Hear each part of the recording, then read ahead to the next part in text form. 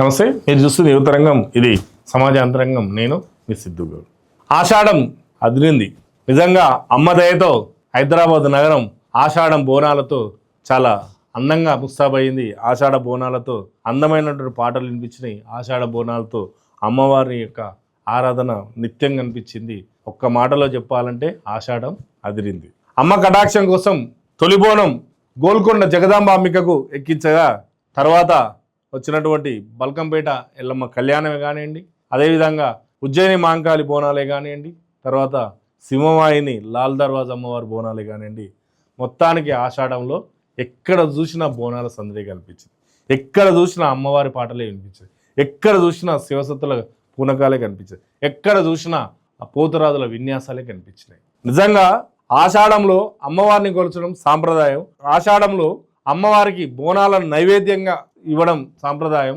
అదేవిధంగా ఆషాఢంలో తెలంగాణ ఆడపిల్లలు ఒక అందమైన పండుగగా అందంగా అలంకరించుకొని అమ్మవారికి మొక్కుగా బోనాన్ని తీసుకెళ్లేటువంటి విధానం ఏదైతే ఉందో ప్రతి ఇంట ఒక కన్నుల పండుగ జరుగుతుంది. ఈ లాల్ దర్వాజాలో జరిగినటువంటి బోనాల్లో రాజకీయ నాయకుల సందడి కానీ సినిమా నాయకుల సందడి కానీ మొదలైంది. నిజంగా లాల్ దర్వాజాలో జరిగినటువంటి సింహవాహిని అమ్మవారికి హైదరాబాద్ ఇన్ఛార్జ్ మంత్రిగా ఉన్నటువంటి పొన్నం ప్రభాకరే కానివ్వండి, దేవాదాయ శాఖ మంత్రిగా ఉన్నటువంటి కొండా సురేఖ కానివ్వండి, వీళ్ళు బోనం తీసుకెళ్లి అమ్మవారికి నైవేద్యంగా ఏర్పాటు చేయడం జరిగింది. సికింద్రాబాద్లో ఉన్నటువంటి అమ్మవారికి కూడా సీఎం పట్టు వస్త్రాలను తీసుకొని వచ్చిండు. అదేవిధంగా హైదరాబాద్ మంత్రిగా ఉన్నటువంటి పొన్నం తొలి బోనాన్ని అమ్మవారికి నైవేద్యంగా పెట్టిండు. అదేవిధంగా దేవాదాయ శాఖ మంత్రిగా ఉన్నటువంటి కొండా సురేఖ కూడా బోనాన్ని తీసుకొచ్చి అమ్మవారికి మొక్కులు చెల్లించుకున్నారు.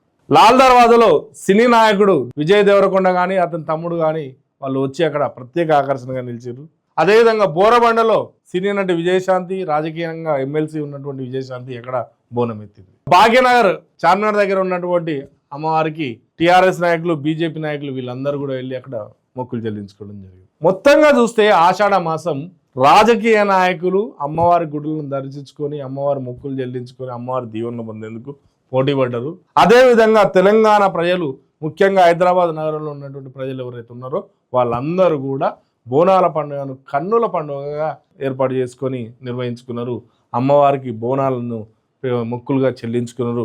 అదేవిధంగా ఎక్కడ చూసినా కానీ పోతరాజుల విన్యాసాలు ఏవైతే ఉన్నాయో ప్రత్యేకంగా ఆకట్టుకున్నాయి.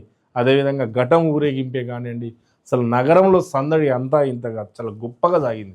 ఆషాఢం అనేది మళ్ళీ వచ్చే ఆషాఢం దాకా గుర్తుండిపోయేంత చాలా గొప్పగా ఈ ఆషాఢం బోనాలు చాలా సందడిగా జరిగినాయి. కాబట్టి అమ్మవారి దయ ఈ తెలంగాణ పైన ఇంకా ఉండాలని, ప్రపంచంలో ఉన్నటువంటి అందరిపైన కూడా ఉండాలని కోరుకుంటూ నమస్తే.